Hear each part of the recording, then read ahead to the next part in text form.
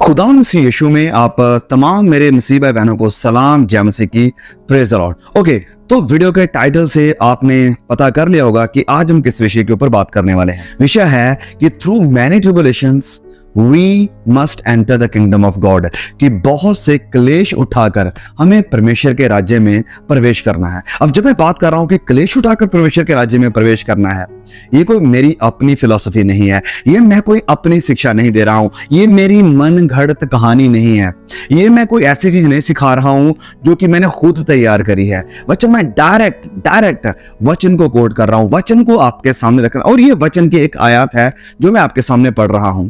अब देखो, जब मैं बात कर रहा हूं क्लेश उठाने की, तो मैं समझता हूं, इस बात को अच्छी तरह से जानता हूं कि आज की जो हमारी पॉपुलर क्रिश्चियनिटी है उसमें ये टॉपिक इतना फिट नहीं बैठता है, ये अनपॉपुलर है। क्लेश उठाकर परमेश्वर के राज्य में प्रवेश करने की बात, ये इतनी फेमस नहीं है। बड़े बड़े फेमस प्रचारक भी इस चीज को बात करने से, डील करने से हिचकिचाते हैं, नहीं सिखा रहे हैं।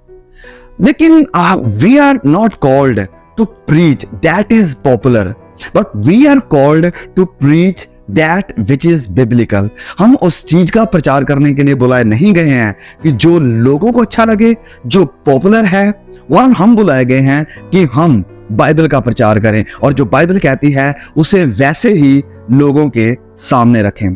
तो मुझे परवाह नहीं है कि कोई इस चीज के बारे में क्या सोचता है, मुझे परवाह नहीं है कि कोई दूसरा क्या सिखा रहा है, मुझे ये परवाह नहीं है कि लोग इस मैसेज को सुनना चाहते हैं या नहीं सुनना चाहते हैं। मेरी रिस्पॉन्सिबिलिटी है, मेरी परवाह, मेरी फिक्र ये है कि परमेश्वर ने जो मुझे रिस्पॉन्सिबिलिटी दी है, क्या मैं उसे सही तरीके से परमेश्वर का भय मानते हुए पूरा कर रहा हूं। Am I dealing with the word of God rightly? Am I dividing the word of God rightly? और क्या मैं ये जो परमेश्वर का वचन है इसे सही तरीके से जैसा है वैसा लोगों तक पहुंचा रहा हूं? That is my responsibility। तो चलिए हम वचन से पढ़ते हैं, इसी आयत को पढ़ेंगे। प्रेरितों के काम, the book of Acts chapter number 14 verse number 22। प्रेरितों के काम अध्याय 14 और वचन 22 को हम देखेंगे। यहां पर क्या लिखा है? संत पौलुस कहते हैं कि चेलों के मन को स्थिर करते रहे और ये उपदेश देते थे कि विश्वास में बने रहो, और ये कहते थे कि हमें बड़े क्लेश उठाकर परमेश्वर के राज्य में प्रवेश करना है। नाउ ये मैंने बस एक वचन लिया इस पूरे चैप्टर से। अब ये एक ही वचन पूरा चैप्टर नहीं है, तो इसलिए ये जरूरी है कि हम पहले थोड़ा कॉन्टेक्स्ट को देख लें, बैकग्राउंड को देख लें, ताकि हम इस वचन को थोड़ा अच्छी तरह से सीख सकेंगे। इससे पहले कि हम इस आयत की गहराई को जाने, हमें इसका कॉन्टेक्स्ट और बैकग्राउंड को देखना बहुत ही जरूरी है। तो बैकग्राउंड ये है कि संत पौलुस यहाँ इस शहर में आए हैं जिसका नाम है लुस्त्रा। अब लुस्त्रा में संत पौलुस और उसके साथ हैं बरनबास, ये दोनों लोग इस शहर लुस्त्रा में जब एंटर करे तो ये प्रचार करने लगे। वहां पर एक इंसान था जो पांव से चल फिर नहीं सकता था, तो संत पौलुस उससे कहते हैं कि अपने पांव के बल सीधा खड़ा हो जा। और जैसे संत पौलुस ने ऐसा कहा तो वो इंसान चंगा हो गया, वो चलने फिरने लगा। और जब ये चमत्कार उस लुस्त्रा शहर के लोगों ने देखा तो वो बहुत ही हैरान हुए कि ऐसा तो हमने पहले कभी नहीं देखा था। ये अद्भुत है, ये अमेजिंग है, ये कोई आसान चीज नहीं है, ये सचमुच कोई बड़ी ताकत है, बड़ी शक्ति यहाँ पर काम कर रही है। नाउ जैसे इस बातों की चर्चा होने लगी तो ये पॉसिबल था कि वो चर्चा लोगों के बीच में ही नहीं रहने वाली थी, पूरे नगर में फैलने वाली थी और नगर के जो लीडर्स थे उन तक भी पहुंचने वाली थी। तो अब जब इस लुस्त्रा शहर के जो पुजारी थे, जब उन्हें पता चला इस चीज के बारे में, वो भी आए और वचन में लिखा कि फूलों का हार उन्होंने लिया और संत पौलुस को और बरनबास को पहना दिया और उनके आगे झुकने लगे, उनकी वर्शिप करने लगे। और जैसे संत पौलुस ने और बरनबास ने ये सब देखा कि ये लोग हमें देवते, हमें खुदा बना रहे हैं, हमारी वर्शिप कर रहे हैं, हमारी तारीफ कर रहे हैं, हमारी प्रशंसा करने लगे हैं, हमारे गलों में फूलों के हार डालने लगे हैं, तो संत पौलुस ने झिड़का कि what you guys are doing, हे तुम लोग ये क्या कर रहे हो? हम भी तुम्हारी तरह आम इंसान हैं, we are just people like you. हम तुम्हारी तरह ही हैं, हम कोई स्पेशल नहीं है, हम कोई खुदा नहीं है, हम कोई बड़ी ऊंची पोजीशन पर नहीं है कि आप हमारे साथ ऐसा व्यवहार भी बिहेव कर रहे हो। So please stop doing this, ऐसा करना बंद कर दो। तो संत पौलुस ने जब इन लोगों को झिड़का तो वो प्रचार करने लगा। अब जब वो सुसमाचार का प्रचार करने लगा तो वचन में लिखा है कि कुछ यहूदी लोग संत पौलुस का पीछा करते आ रहे थे। सिर्फ यहीं पर नहीं, संत पौलुस जब पीछे भी प्रचार करते आ रहा है तो यहूदी लोग उसका पीछा कर रहे हैं, उसे रोक रहे हैं, उसे परेशान करने की कोशिश कर रहे हैं। अब यहाँ भी कुछ ऐसा ही हुआ। जब लुस्त्रा में संत पौलुस प्रचार कर रहे हैं तो कुछ लोगों ने उसे एक्सेप्ट कर लिया, उसकी सुसमाचार को, वचन को जो वो सुना रहा था उसे सुनने लगे। लेकिन इसी दरमियान ये यहूदी लोग यहां संत पौलुस के पीछे आ गए। तो उनके कारण फिर क्या हुआ कि जो लुस्त्रा शहर के लोग थे वो संत पौलुस के खिलाफ हो गए। हम इस चीज को वचन में पढ़ते हैं, वचन 19 को जब हम देखते हैं तो यहां पर क्लियर हो जाता है। परंतु कुछ यहूदियों ने, अब ये यहूदी आए कहां से? अंताकिया से, अंताकिया शहर, जहां पर सबसे पहले जो यीशु के पीछे चलने वाले लोग थे उन्हें मसीह कहा गया था। तो वहां से अंताकिया और इकोनियम से आकर इन यहूदियों ने लोगों को अपनी ओर कर लिया। ओके, तो यहाँ जो लुस्त्रा के लोग थे जो एक वक्त में संत पौलुस की आराधना करने को तैयार हो गए थे, अब इन लोगों ने, यहूदियों ने आकर संत पौलुस के विषय में लुस्त्रा के लोगों को बहकाया कि ये गलत प्रचारक है, ये झूठा प्रचार कर रहा है, तुम्हें गुमराह कर रहा है, इसकी मत सुनो, ये वो सब कुछ उसके बारे में बहुत कुछ कहा होगा। तो यहूदियों ने इन लोगों को अपनी तरफ कर लिया। तो फिर जब ये लुस्त्रा के लोग संत पौलुस के खिलाफ हो गए और यहूदियों की तरफ हो गए तो इन्होंने क्या किया? वचन में आगे लिखा है कि अपनी ओर कर लिया और पौलुस पर पथराव किया। ऑल राइट, तो संत पौलुस के ऊपर पथराव किया और मरा हुआ समझकर उसे नगर के बाहर घसीट कर ले गए। संत पौलुस के ऊपर इन लोगों ने जो फूलों के हार डाल रहे थे एक वक्त में, अब उसके ऊपर पत्थर से उसे मारने की कोशिश कर रहे हैं। और वचन में लिखा कि उसे मरा हुआ समझकर। आप इमेजिन कर सकते हैं, लोगों के हाथों में पत्थर है। अब लोग 10 नहीं है, 20 नहीं है, पूरा का पूरा नगर उनके खिलाफ है। कितने लोग हैं क्वांटिटी में हम एग्जैक्टली नहीं जानते हैं क्योंकि वचन में सिखाया नहीं गया है, लेकिन हम जान सकते हैं कि एक बड़ी भीड़ थी, बहुत सारे लोग थे जिन्होंने पत्थर हाथों में लिए और संत पौलुस को मारने लगे। इमेजिन करिए एक बार कि पत्थरों से आप चारों तरफ घेरे हुए हैं, पत्थर कोई इधर से आ रहा है, कोई उधर से, कोई इधर से, कोई सामने से, कोई पीछे से, आपके सर पर लग रहे हैं, आपके कांधों पर, आपके दिल के ऊपर, आपके किसी भी पूरे बॉडी के ऊपर लग रहे हैं पत्थर। तो हम सोच सकते हैं कि बचना तो मतलब ना के बराबर है। और यही यहां पर हुआ भी। वचन में लिखा है कि उन्होंने मरा हुआ समझकर उसे नगर के बाहर घसीट कर ले गए। उन्होंने सोचा कि चेक किया होगा, ऐसी कोई बात नहीं है, उन्होंने देखा होगा चेक करके कि नहीं ये बंदा खत्म, इसकी सांसें रुक गई है, तो उन्होंने उसे लिया और नगर के बाहर फेंक दिया। अब क्या संत पौलुस वाकया में उसकी आत्मा को छोड़ दिया था शरीर ने? यस, ये मुमकिन है। ऐसा हमें देखने को मिलता है बाइबल में। संत पौलुस खुद कहते हैं, जब हम पढ़ते हैं 2 कुरिन्थियों अध्याय 12 और उसके वचन 2 में। चलिए हम इस वचन को पढ़ते हैं। 2 कुरिन्थियों अध्याय 12 और उसके वचन 2। यहाँ पर हमें देखने को मिलता है संत पौलुस का वो एक्सपीरियंस जो शेयर करते हैं कि ओके, हम वचन में देखेंगे, वचन 3 से पढ़ेंगे। ओके, लिखा है कि मैं ऐसे मनुष्य को जानता हूं, ना जाने वो देह सहित, ना जाने देह रहित, परमेश्वर ही जानता है। अब संत पौलुस कह रहे हैं कि मैं एक इंसान को जानता हूं। तो मोस्टली स्कॉलर यही मानते हैं कि संत पौलुस यहां पर अपना नाम लेना नहीं चाहते हैं, वरन वो फिगरेटिवली बता रहे हैं किसी और की तरफ इशारा करते हुए, मैं किसी इंसान को जानता हूं। वो कह रहे हैं कि मैं नहीं जानता कि वो देह में था। तो यहां से पता चल जाता है कि संत पौलुस वैसे अपनी ही बात कर रहे थे। वो कहते हैं कि मैं नहीं जानता कि वो देह में थे या देह रहित थे, पता नहीं फिजिकली या स्पिरिचुअली, परमेश्वर ही जानते हैं। वो बोले कि परमेश्वर ही जानते हैं कि स्वर्ग लोक पर उठा लिया गया, उसे स्वर्ग में उठा लिया गया और ऐसी बातें सुनी जो कहने की नहीं और जिनका मुंह पर लाना मनुष्य को उचित नहीं है। संत पौलुस यहाँ पर बता रहे हैं कि एक इंसान को मैंने देखा जो पता नहीं आत्मा में या शरीर में स्वर्ग पर उठा लिया गया। परमेश्वर इस बात को जानते हैं, लेकिन उसने स्वर्ग में ऐसी बातें देखी जिनका कहना और जिनके बारे में बात करना मनुष्य के लिए उचित नहीं है। तो यहां पर संत पौलुस को ये एक्सपीरियंस कब हुआ?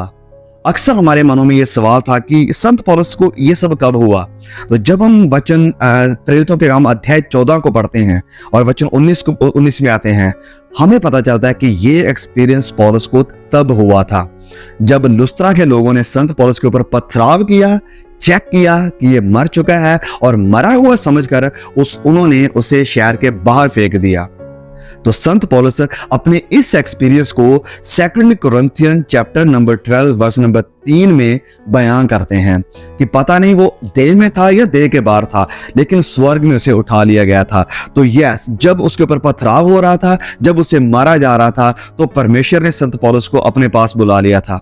Okay, this is also very very amazing कि परमेश्वर कैसे अलग अलग तरीके से, अलग अलग अनुभव से लोगों को लेकर जाते हैं और लोगों को बचाते हैं।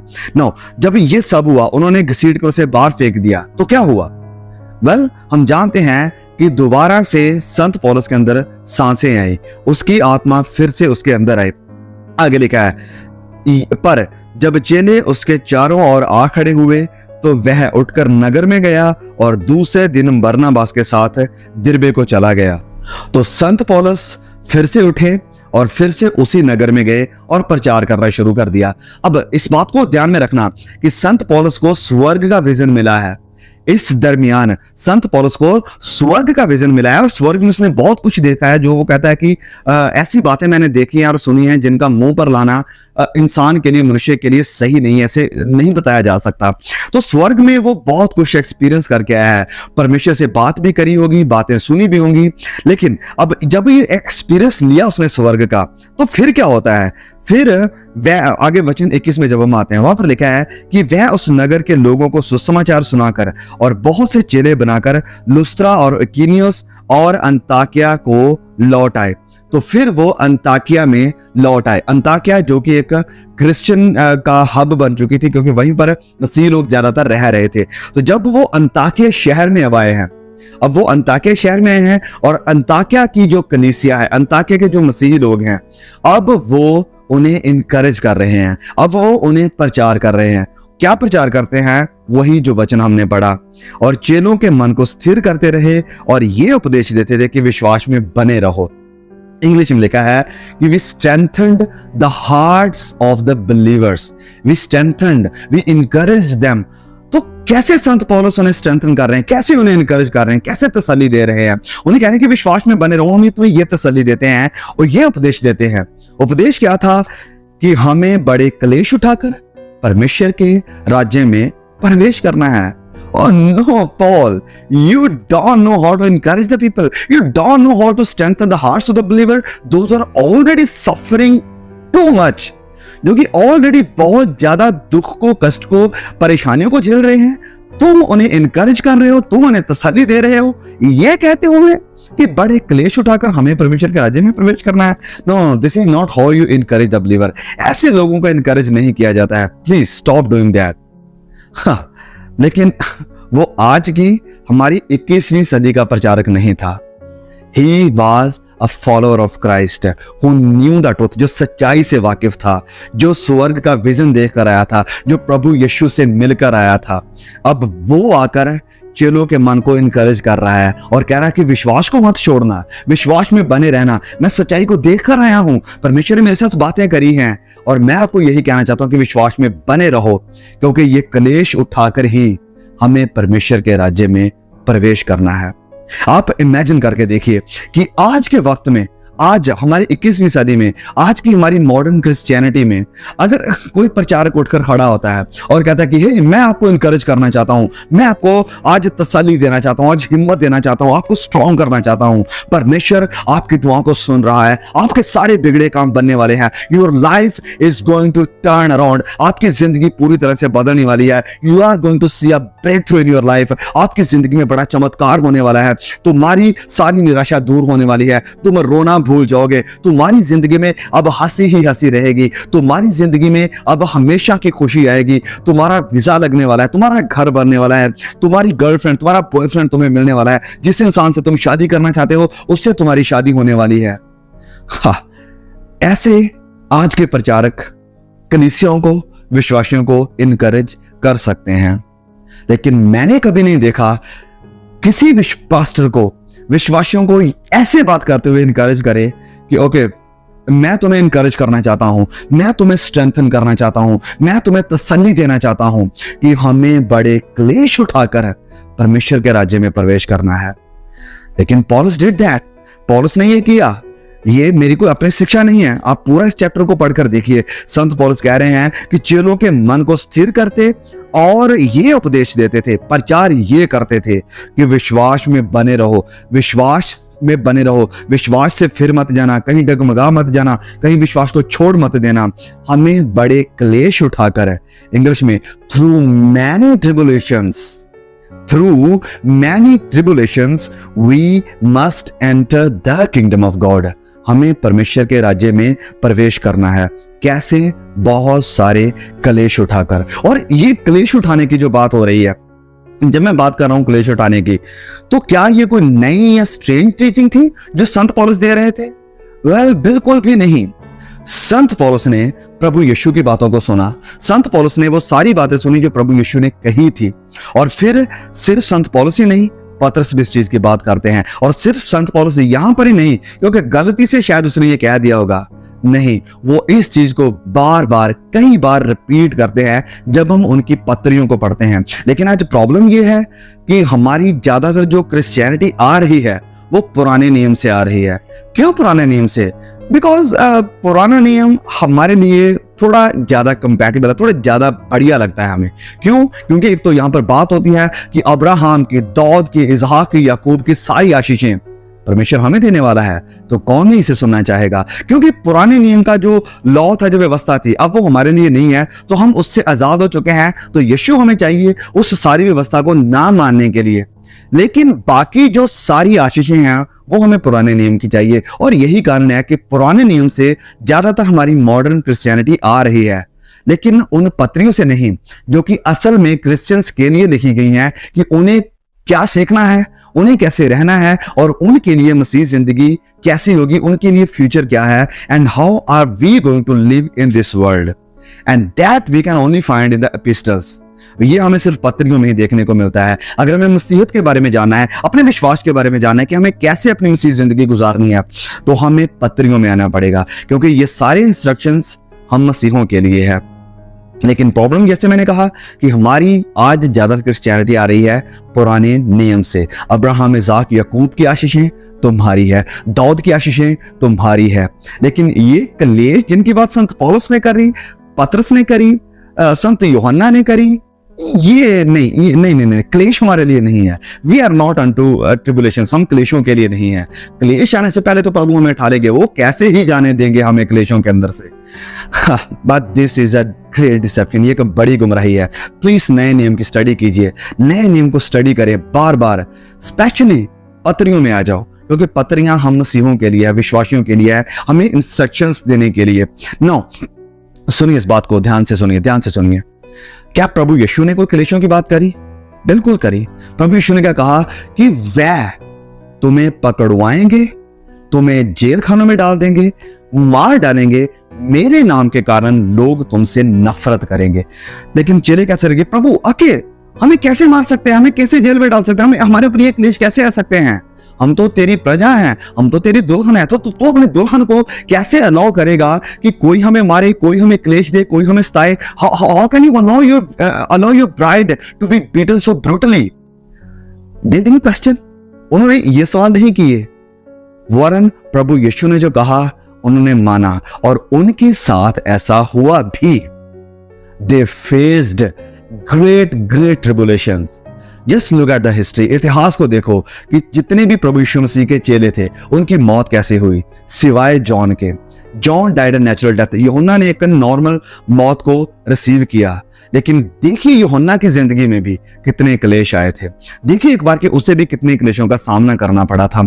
फिर संत पौलुस भी इस चीज की बात करते हैं, सिर्फ यही नहीं और भी पत्रियों में, कि विश्वास परखा जाएगा। और इसे तुम आनंद की बात समझो जब तुम्हारा विश्वास परखा जाता है। फिर जब हम पढ़ते हैं रोमियो अध्याय 12 और उसके वचन 12 में संत पौलुस यहाँ पर फिर कहते हैं, यहाँ पर फिर ये पत्र, ये इंस्ट्रक्शंस हमारे लिए हैं। वो क्या कहते हैं कि आशा में आनंदित रहो और क्लेश में स्थिर रहो। जब क्लेश आते हैं इसमें स्थिर रहो, विश्वास में बने रहो। क्लेशों को देखकर डगमगा मत जाओ कि हम तो क्रिश्चियन हैं, हमारे ऊपर ये क्लेश कैसे आ सकते हैं, how can we face the tribulations. नहीं, पौलुस कह रहे हैं कि क्लेश में स्थिर रहो और प्रार्थना में नित्य लगे रहो, क्लेश में स्थिर रहो। फिर संत यूहन्ना ने भी इसकी बात करी, यस, बिल्कुल करीब। जब आप रेवलेशन पढ़ते हैं तो पूरी रेवलेशन विश्वासियों के लिए लिखी गई है कि क्लेशों का सामना कैसे करना है और क्लेशों के बीच में बने कैसे रहना है, क्योंकि वो किताब जो लिखी गई है वो हमें यही इंकरेजमेंट देने के लिए। तो हम वापस आते हैं हमारे उसी वचन के ऊपर जो हमने पढ़ा है कि through many tribulations we must enter the kingdom of God. अब ये बात कहने से पहले संत ने जो बात करी, संत पौलुस ने जो बात करी, हम उसके ऊपर ध्यान दें एक बार कि मन को, चेलों के मन को स्थिर करते रहे, चेलों के मन को स्थिर करते रहे, इनकरेज करते रहे। मैं भी आपको यहीं पर इसी वचन को लेकर आपको इनकरेज करना चाहता हूं, आपको आपके मन को स्ट्रेंथन करना चाहता हूं, आपको जैसे संत पौलुस कहते हैं कि उपदेश देते रहे, आपको ये उपदेश देना चाहता हूं कि विश्वास में बने रहो, विश्वास में बने रहो। जब आप क्लेशों का सामना कर रहे हैं, जब आप परसिक्यूशन का सामना कर रहे हैं, जब आप परीक्षाओं का सामना कर रहे हैं, जब आप स्ताव का सामना कर रहे हैं, तो विश्वास में बने रहो। इससे डगमगा मत जाना, इसे छोड़ मत देना कि ये हमारे साथ कैसे हो सकता है, ये हुआ है, ये हो रहा है और ये और भी गहरे ऊंचे लेवल पर होगा।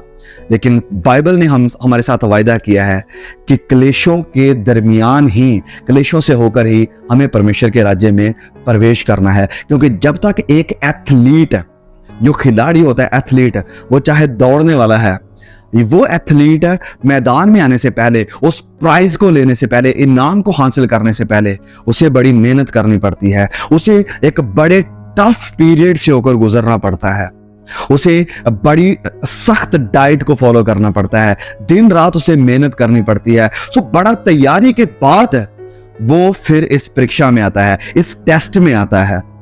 टेस्ट में जो है रनिंग, फिर इसमें वो पूरी कोशिश करता है, पूरी मेहनत करता है और इस टेस्ट के बाद फिर जब उसे इनाम हासिल होता है तो उसे बड़ा आनंद मिलता है। उसे परवाह नहीं होती कि ओ मैंने तो ये चीजें नहीं खाई, मैंने इतनी सख्त मेहनत करी। नहीं, वो सब चीजों को भूल जाता है उस प्राइज के कारण, उस इनाम के कारण, उस रिवॉर्ड के कारण जो उसे हासिल होता है। तो यही कारण है कि परमेश्वर का वचन हमसे कहता है कि through many tribulations we enter the kingdom of God. एक आखिरी एग्जाम्पल मैं आपको देकर यहां पर वचन को समाप्त करना चाहूंगा।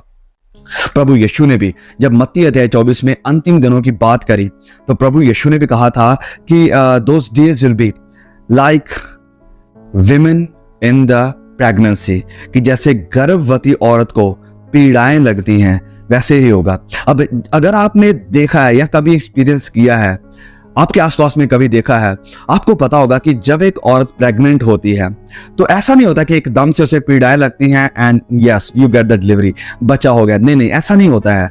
सो बच्चा होने से पहले, फाइनल डिलीवरी होने से पहले कई महीनों तक या कई हफ्तों तक पहले भी वो पीड़ाएं शुरू हो जाती हैं। एक दिन पीड़ा होगी, फिर शायद 2 दिन के बाद पीड़ा हो, तो धीरे धीरे करके वो पीड़ाएं बढ़ती जाती हैं और फाइनली जब डिलीवरी होती है तो ये पीड़ाएं ऐसी होती हैं जैसे एक औरत को दोबारा से जन्म मिलता है जब वो डिलीवरी करती है, मतलब कि उसे मौत से होकर गुजरना पड़ता है, इतनी भयंकर दर्द होती है। लेकिन वचन में क्या कहते हैं प्रभु यीशु कि जब वो अपने बच्चे को देखती है तो वो सारी पीड़ाओं को भूल जाती है। उसे याद नहीं रहता कि मैंने क्या सहा, कितने दिनों से, कितने महीनों से मैं पीड़ाओं को सहते आ रही हूँ। अभी जब डिलीवरी हुई तो कितनी भयंकर पीड़ा मुझे लगी थी, कितना भयंकर दर्द था, वो सब कुछ भूल जाती है जब उसके हाथों में बच्चा आ जाता है। और ये एग्जाम्पल मैं अपनी तरफ से नहीं बना रहा हूँ, ये एग्जाम्पल प्रभु यीशु ने दी थी। तो हम सारे क्लेश, सारा रोना, सारे आंसुओं को, सारी तकलीफों को भूल जाएंगे फाइनली जब हम अपने खुदावंद मसीह यीशु को देखेंगे, जब हम उस रिवॉर्ड को देखेंगे। We don't look on the crown, हमें मुकुट की तलाश नहीं है, हम बड़े बड़े रिवॉर्ड नहीं चाहिए। हमारा सबसे बड़ा रिवॉर्ड है खुदावंद मसीह यीशु।